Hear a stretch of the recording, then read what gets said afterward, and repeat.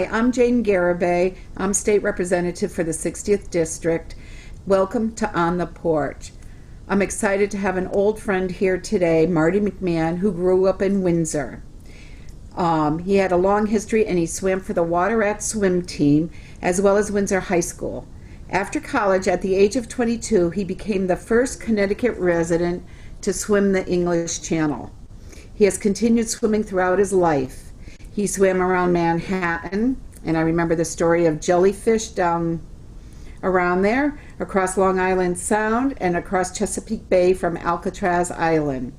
Next summer, he will make a second attempt at Catalina Island, finishing off what is known as the Triple Crown of open water swimming. If successful, he will break an old record, the longest time to complete an odd record, the oldest time to complete the Triple Crown, 36 years. Marty has managed the Edward Jones office here in Windsor Center for the past 20 years. He was chamber president for several years and has been involved in our community forever. Hi, Marty. How are you? Hey, Jane. How you doing today? Doing good. Welcome to On the Porch. Thanks for having me. I love your history, and I've heard your story over the years, like, swimming into a swarm of jellyfish. I think that was on the way down, right? That actually is from my Long Island Sound swim from Port Jefferson to Bridgeport. Okay. And got stung 80 times. Oh, God.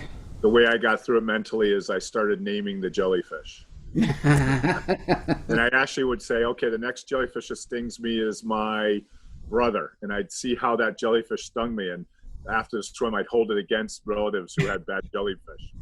But anyway, you got to do something. Yeah, that's like having a bad dream about somebody and you wake up and it feels real, right? Right. That would be my nightmare, a bunch of jellyfish. And then we were just talking before the show, and you're practicing how long every day now? So, my sanity for COVID has been going out to West Hill Pond or Lake out in Barkhamsted, which is about 25 minutes from my house. And I've swum there almost every day all summer. In my typical day, a quick swim for me is a 2-mile swim that takes me an hour. I was training for a long swim this summer. I was supposed to swim the length of Lake Memphremagog, which is Memphremagog. Yeah, I know it. Memphremagog. And it's 25 miles, but you swim up into Canada. Right. And of course, the Canadian border got shut down, so the swim got canceled. But I did go up there with my brother and do a 10-mile swim on the U.S. side. So over this summer, once a week, I call them Friday long day. So on Fridays, I would go up to the lake, and like one week I did a 4-mile, then a 5, then a 6, then a 7, then an 8, then a 9, and then a 10. And so 10-mile swim in the lake takes me a little over 5 hours. So it's a long time to be in the water. So how long do you have to swim in the Catalina? So the Catalina swim will be 20 miles across. Rougher conditions because you're out in the Right. Pacific. I'm guessing my time will be somewhere between 11 and 12 hours. I attempted it 8 years ago, and unfortunately, I got seasick on the boat ride over. So I got in the water in kind of a bad situation or bad condition. And I swam for about, I think, 3.5 hours without going into too much detail. I couldn't keep my food down. No. And so what happens is you start becoming dehydrated and you start cramping up. And I had to call it a day. All it. You can't be in this sport without what we call DNFs, do not finishes. I've had, that was a big do not finish for me. I literally had 2 attempts across Long Island Sound. I won in '93 from Montauk to Watch Hill. I swam about 4.5 hours, and I won't go into all the details, but I didn't make it, pulled myself out. And then the swim across the Sound from Port Jeff to Bridgeport in 2008, that was actually the jellyfish year. I was winning the race. I was in really good shape. Wow. And I was head to head with this 22-year-old girl that had gone to Villanova. So it was kind of fun. But I think it was about 4.5 hours into that swim, a squall came up. And, big thunderstorm, big thundercloud, and they had to pull us all I remember out. now. Yeah. So I got pulled out, and so I had to train again the next year, and I got across the next year. So, yeah. Yeah, it's a lot of trial. How was it swimming the English Channel? How long is that? Isn't that the longest? So the longest swim I did is swim around Manhattan, which is 28 miles. Okay. However, that's current aided. So even though you're going up around the island, they time it that you're swimming up the East River when the tide's going this way. And then you round the Harlem in dead tide, and then you come down the Hudson when it's flowing. So Okay. even though it's 28 miles, it feels more like a 20-mile swim. The English Channel is almost the opposite. It's 21 miles straight across. But because of the tides, you end up swimming about 30 miles. And Wow. of course, the weather's a lot rougher. So yeah, I did that in 1985. I think one of the striking things about my swim was that there was pre-internet. There was just like for me to set up the swim, I had to write letters and send it to England to the association and wait Wow. 2 months for a letter to come back. And so went back and forth that way. And then as far as knowledge of training, there was Hmm. a woman from California that had done it and had the world record, and she put together literally a 15-page mimeographed instructions on how to swim channel with a staple in the corner. And I think you sent her a $20 bill in the mail, and she'd mail that to you, and that would give you kind of what you needed to do. Now, Right. as you can imagine, you just Everything's type in there. swim the English Channel, and there's web page after web page. There's tons of books have been written. I think the other fascinating thing I just saw recently, so I was the 272nd person to ever do it. Hmm. It's up around 4,000 now, I think, as I the was gonna world's gotten ask. smaller and more affluent, more people can try. So still is hard. I mean, it's still as many failures as used to be because they have it 4,000 isn't very many, really. But right. the world, Right. you know. Right. They're still, they still say that. I don't know if this is still true. It used to be that less people have swum the English Channel than gone into space. So that's a good, Yeah, that's a good comparison. Um, so, I've seen over the years how much you've had to prepare, etc. How has this prepared you for your life, And I know in Edward Jones, because I've worked with you and I've done conferences, that there are others that have really surpassed what the average person does. And you're one of them. Well, I think it's goal setting. It's coming up with that big hairy goal, figuring out what you're going to need to do it, and then actually doing it. How many people in this country have a membership to a gym and never go? Right. So believe me, I have a couple fellows that need to swim at 6 in the morning because of their work schedule. I don't. I'm more flexible, but it's nice to swim with them. So to set my alarm for 5 o'clock in the morning and be climbing into the water, in the dark at 6 o'clock. There's some mornings it's difficult, but knowing what it could mean in the end is satisfying. And then the other thing I'll say is, and I find this more and more as I got older. Actually, it's the prep that becomes the most fun. The event itself is almost like an afterthought. If I've done my job, it happens, and Right. it's exciting, but it's really all the prep that I did to get there. But you have to have discipline. Yeah, and that translates to every aspect of your life. I Right. think business wise, relationship wise, I think if you can, have the discipline to do what you need to do, it's really beneficial. And I've always had that message, that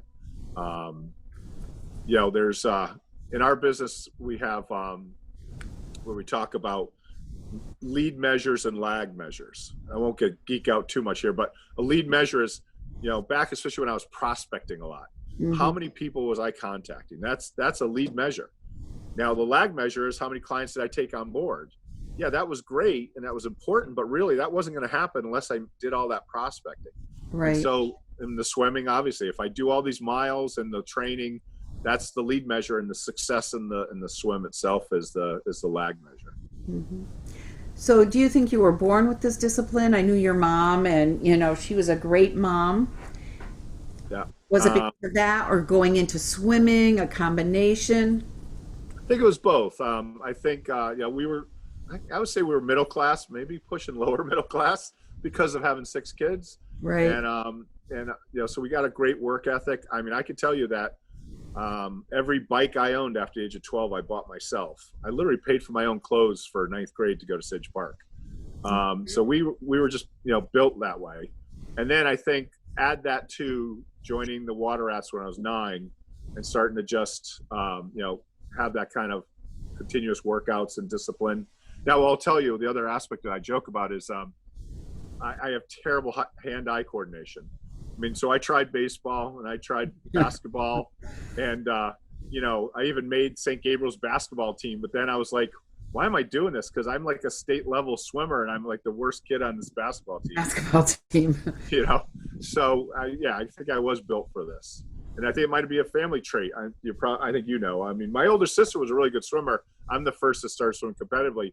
5 out of the 6 of us were captains of the Windsor High School swim team. Wow. And coaches. Yeah. Oh yeah.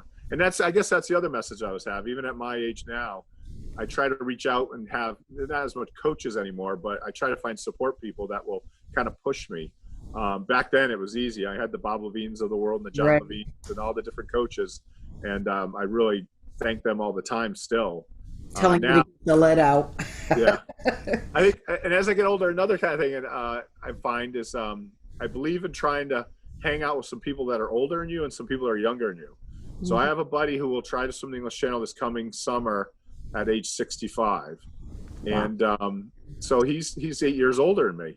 So it's kind of like, boy, he could do this at 65. I should be able to keep doing this. But then I also hang out with a 42-year-old who's got, twice the energy I have and kind of pushes me. So I think that helps too. What they say, you should surround yourself with the people that you want to be like. Yeah, I do that too. With anything that we do, it's good to have that because older people sometimes have some wisdom, that I might not have, or younger people bring energy and different. So each age group brings something different. So when are you going to do Catalina? So it's scheduled for August 9th. And the reason I picked that date is last year I went to what's called Cork Distance Week in Ireland, which was a 9-day intensive long distance swimming camp. Oh. So I was with 50 people from all over the world and we just swam our tails off 2 hours in the morning and 2 hours in the afternoons. And then we did a few races and they brought us to different parts of Ireland. We swam in some really cool places. And so I wanted to go again in preparation for my Catalina. So next summer in July, I'll spend 9 days in Ireland training. And then you kind of taper for 2 weeks, let your body rest, and then I'll be heading out to California for the swim. Right. That's really, really cool. So I'd like to have you back on after Catalina. Yep. And hear that experience and your friend also that's going to do it. Now, as Catalina, I remember when you did the English Channel, you have to wait for weather and everything, so you don't know how long you're going to be waiting. And well, Catalina is a different animal. As a matter of fact, this is kind of how they sell themselves. In England, the joke is that you might get 3 swimmable days in a 30-day period, whereas in California, you might get 3 days that you can't swim in a 30-day period. Okay. Because the weather is so much more favorable. The crazy thing about Catalina, I think that most people have trouble getting their heads around, is that it's 2 reasons they do this. You start your swim on the island at midnight, pitch black, and you swim for 5 hours in the dark until the sun rises. And the reason they do that, 2 reasons. One is the offshore and onshore breezes tend to die down over the evening. So the water's not as choppy as it is during the day when the sun comes out and heats up the place. And then the other one is the boat pilots that do this, they run their boats 24/7. So during the day, they'll have a bunch of fishermen out there on it, what do you call it, sports fishermen. Right. And they bring them in. And it's kind of joke is usually you get on the boat with all these drunk guys getting off the boat, hopefully holding some fish. They've been fishing. They boat back out and they spend all night. They have a couple captains, so the boat's always going back or somewhere. So it should be good. I have a different boat this time around, so I'm hoping it's going to be a little more stable. The one I was on was really, it rocked a lot. And my whole crew was seasick, every one of us. That's terrible. Yeah, so fingers crossed. Yeah. So I have to ask, what about sharks and predatory animals? My family's not going to watch this program, are they? So I have a friend who lives in Vermont, is originally from New Zealand, who did the swim the year after I did. Well, she attempted it. She swam for an hour, and I've been hit by bluefish in Long Island Sound. You know, you hit a Right. big fish hits you. Yeah. And so she felt she got hit by a fish. She swam for another 10 hours and then got hypothermic, and they had to pull her out. They pulled her out, threw a blanket on her, boated her ashore. She got in the car. She went to the hotel with her friend. In the hotel, she went to take her bathing suit off, and in her abdomen was a shark bite with a shark's tooth embedded in her abdomen. Oh my God, how did she do it? Well, yeah, Oh, hopefully, I guess it cauterized because it was it was so so cold. cold. And I think the most bizarre thing about that is that she, the next summer, went back to Catalina and did the swim because she hadn't made it. So to get back in the water where you've been bit by a shark, I think you you should know, have another boat half mile out on each side throwing dead fish to keep the sharks away from you. uh, there's photos of when they first started doing the Catalina swimming. They would have a few boats back there with shotguns to shoot the sharks. Here's the thing. I'm a finance guy, right? So I'm into statistics and You're things the like that. numbers, yeah. If you're scared of getting bit by a shark, you should never get in your car. You know what I mean? Scared of it sitting here when I think about it. So, Well, there's a book called Fear that talks about how people are more scared about getting, bit by a shark than they are about slipping and falling in the kitchen, and that's where most people die is right, slipping, things like that, or car accidents. right, So, car accidents. yeah, if you're willing to get in your car every day, you're taking much more risk than I am climbing into the ocean. Right, right. Well, that's good. And hopefully they're all full and they're not bothering you. Well, and if they come, you just give them a punch in the nose, supposedly. I could see you doing that. I'd be freaking out. But that's why you're swimming there and I'm not. Right. And it's really very commendable and just very exciting.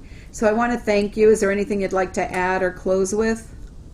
No, I mean, I will say, for the folks that are watching this, I always like to attach a nonprofit to it. So, I have a son that's an adult with Asperger's. And so I've raised money for the Asperger's Association of Connecticut. And so this one, he's been getting some coaching from the Asperger's Association of New England. So as time gets closer to next year, I'll probably be putting some notice out there that I'm going to do the swim for that organization. It just makes it more meaningful. I think this. I mean, my first swim when I swam the channel, I did for Connecticut Special Olympics, and Sheila Schmidt was alive and very involved in that. And Dr. Ganji and Bill Newport raised a ton of money for that swim, and we were able to raise a bunch of money for Special Olympics, which is so fascinating, Jane. And you this is near and dear to your heart. I was really involved in Special Olympics as a 22-year-old, which was 5 years before I had an autistic kid. It's just kind of interesting how that turns out. So hopefully I was built for that, Yeah, no, it's funny how life's, the roads cross the journey. And then the last thing I'll say is that, having a supportive wife is Liza's been on board with all this, and sometimes more than other times, but you can't do this kind of lifestyle without a spouse that's behind you. So That sees your passion and understands that's it right. and helps That's right. with it. Well, that's really very good. Well, thank you so much for being on the porch. Thank you. Appreciate it. And we'll see you back after you do the swim in August, right? That'd be great. August. Take care, 9th. Jane. Keep that in mind. You too. And I want to thank everyone for watching On the Porch. Please stay tuned to next week. Thank you to Win TV for this opportunity of sharing interesting interviews. Thank you.